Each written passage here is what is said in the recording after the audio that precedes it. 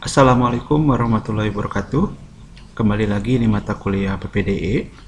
Pada kesempatan kali ini, saya akan menyampaikan materi pemrosesan dokumen. File dokumen berisi rangkaian karakter terformat. Bentuk yang sederhana yaitu file teks, ya. File teks terdiri dari beberapa karakter yang dapat dicetak, diorganisasi menjadi baris-baris teks. Sejumlah karakter efektor format menandai tab atau tabulasi, backbreak, dan pembagian antar baris. Nah, contohnya seperti ini. Di dalam sebuah file teks, ya, atau file teks, ya, terdapat beberapa karakter, ya. Di sini dicontohkan dengan inisial HT. HT di sini adalah horizontal tabulation, ya. Ini adalah contohnya mentabulasi, ya. HT 2 kali artinya melakukan tabulasi, horizontal tabulasi sebanyak 2 kali, ya. Kemudian selanjutnya menuliskan judul teks, ya. Kemudian inisial yang selanjutnya ada CR. CR di sini adalah carriage return, kemudian line feed, kemudian CR lagi, kemudian LF lagi, line feed, ya. Ini nanti carriage return di sini adalah enter, ya. Kemudian di sini di enter 2 kali, ya, CR. Kemudian selanjutnya menuliskan baris pertama,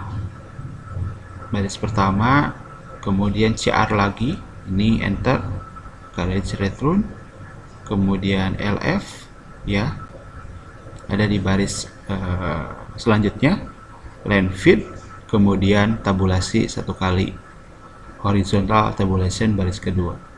Nah, ketika yang dimasukkan ke dalam komputer, ya, melalui keyboard, ya, barusan menekan tombol tabulasi, ya, kemudian enter, kemudian ketika ditampilkan di layar, ya, adalah hasilnya seperti ini. Judul teks baris pertama dan baris kedua. Ini berdasarkan yang dimasukkan melalui keyboard, ya, baik itu tabulasi, baik itu ngetik, baik itu enter, ya, sehingga tampil di layar adalah seperti ini, ya. Sehingga pada saat tampil di layar,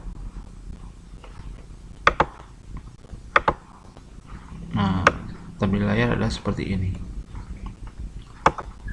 Nah, efektor format yang tadi dijelaskan sebelumnya adalah yang tadi ada HT, horizontal tab, kemudian CR, carriage return, kemudian line feed.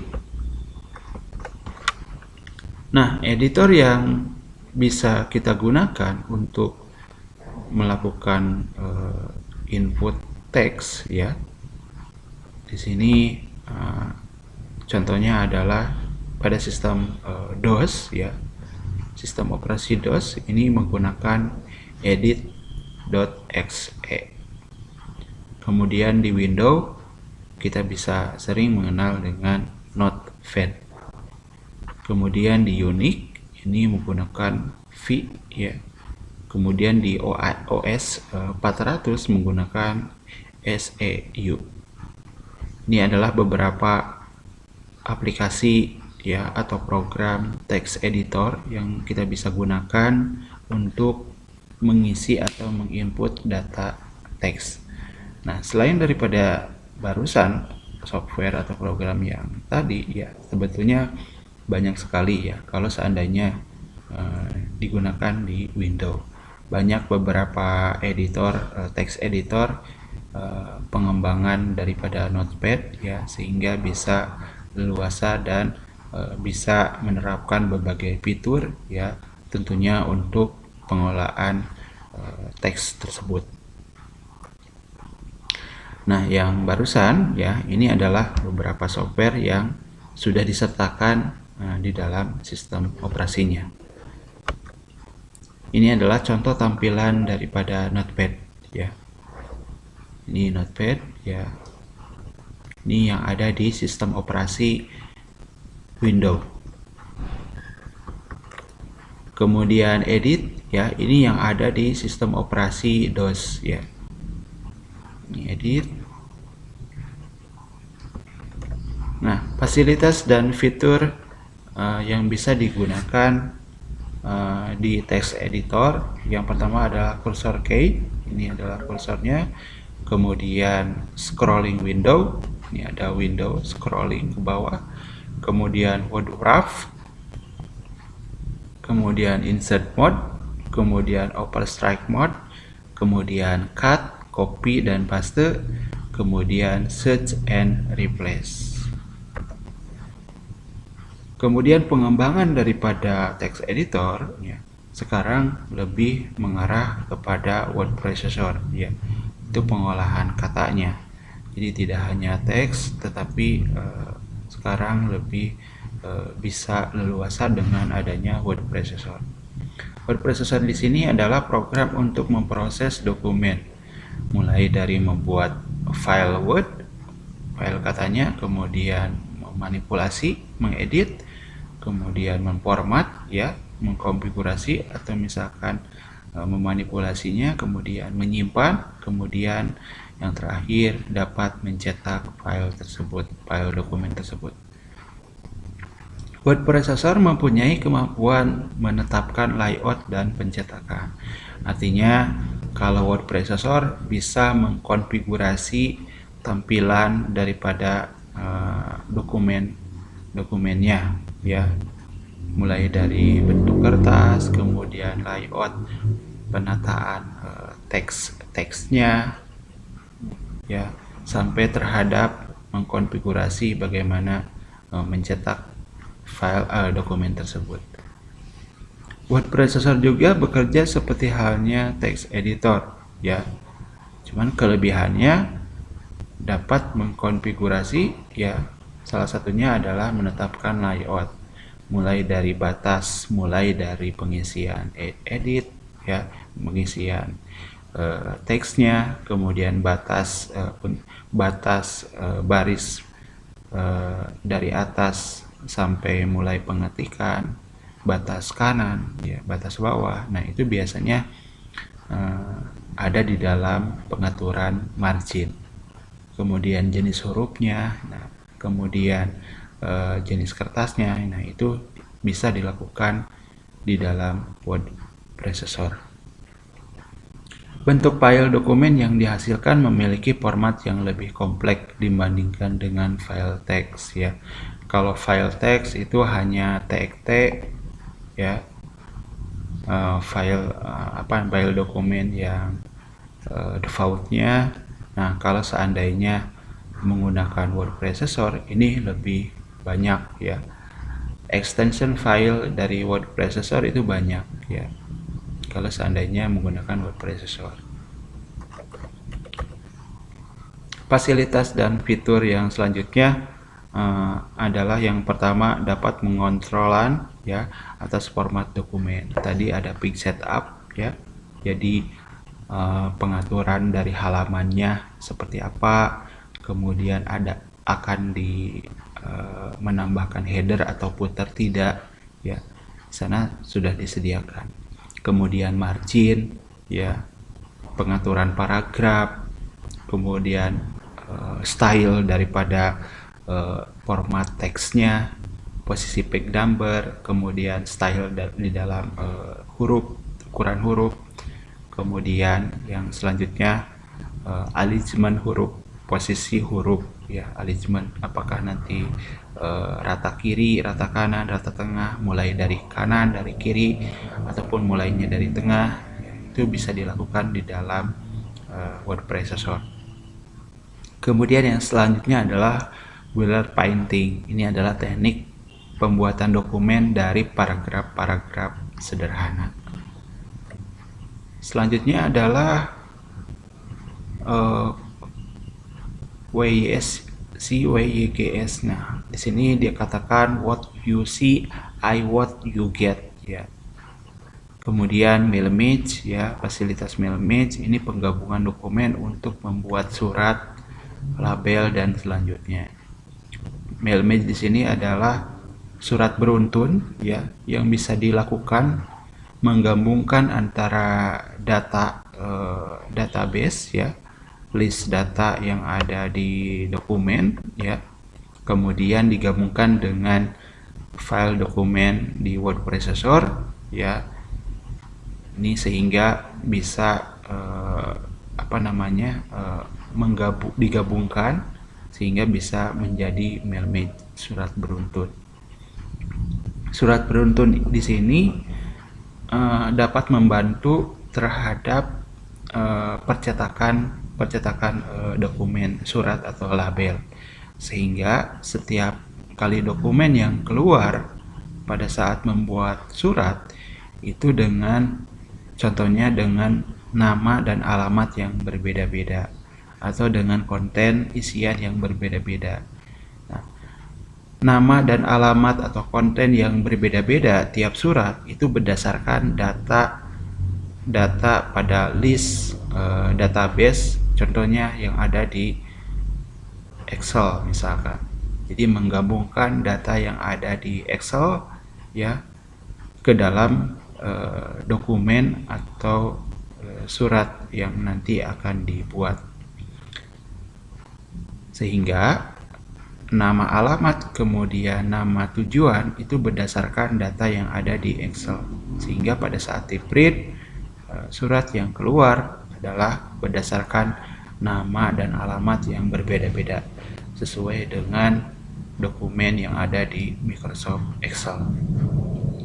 Selanjutnya, fasilitas yang selanjutnya adalah spell checker, fasilitas pengecekan ejaan. Jadi ejaan yang bisa terdeteksi, ya, di word processor sudah difasilitasi sehingga tidak adanya kesalahan pada saat ejaan. Kemudian fasilitas yang selanjutnya grammar checker, pengecekan terstruktur atau gramatikal kalimat atau paragraf.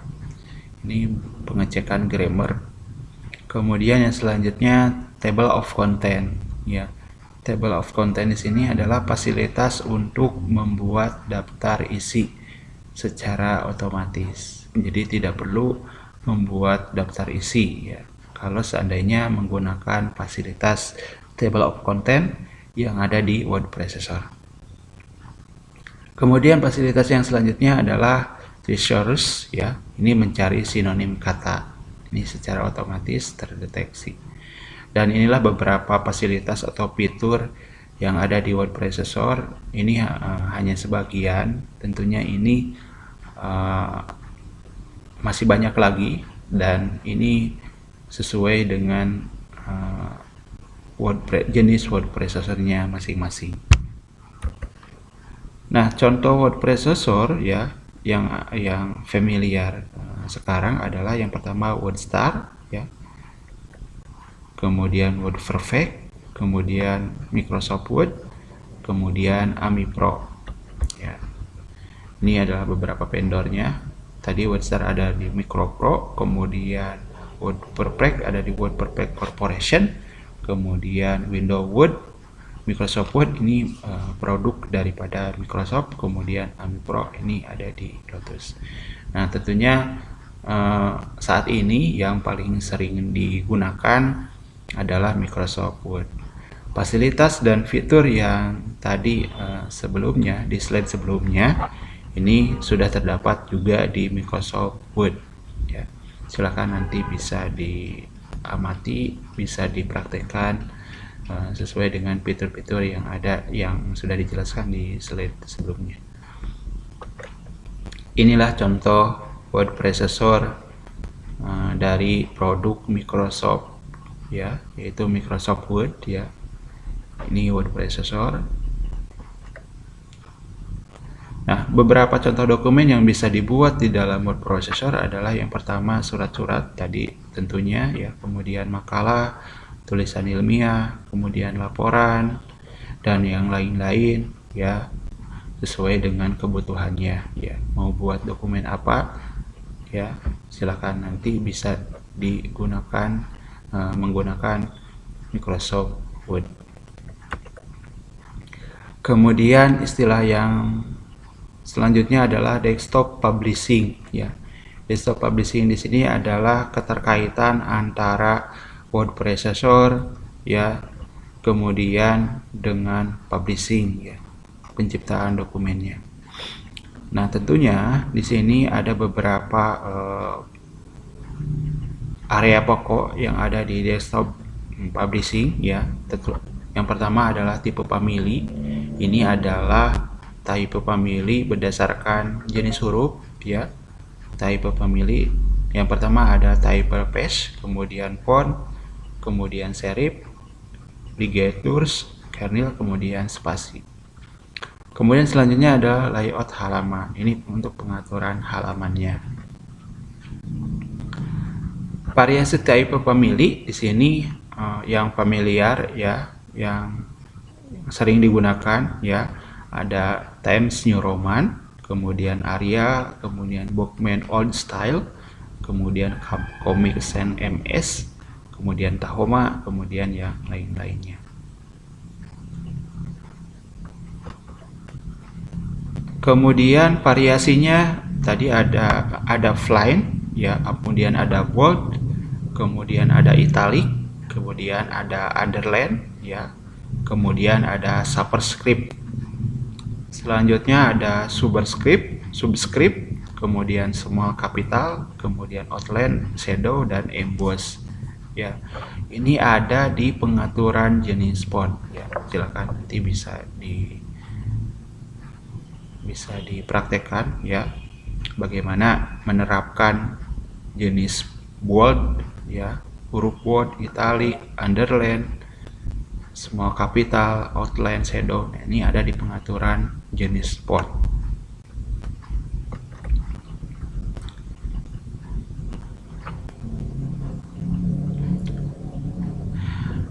Kemudian typeface ya, yang ada dalam ukuran tertentu ya, ini bisa digunakan dengan ukuran atau size font ya.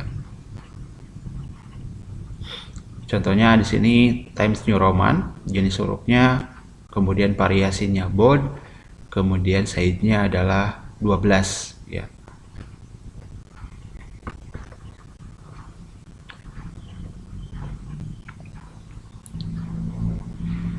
Kemudian stroke extras, hias yang memiliki dekorasi pada karakter individual dalam font. Ini disebut dengan serif, tadi ada serif ya. Nah, contoh dari serif ya, antara sans serif dengan serifs ya. Di sini kalau serifs ada runcing di setiap ujung dari jenis fontnya. Nah, kalau sans serif di sini tanpa serifnya ya. Jadi tanpa runcing di ujungnya, sans serif. Nah, ini tentunya dari antara sans serif dengan serif itu memiliki arti tersendiri.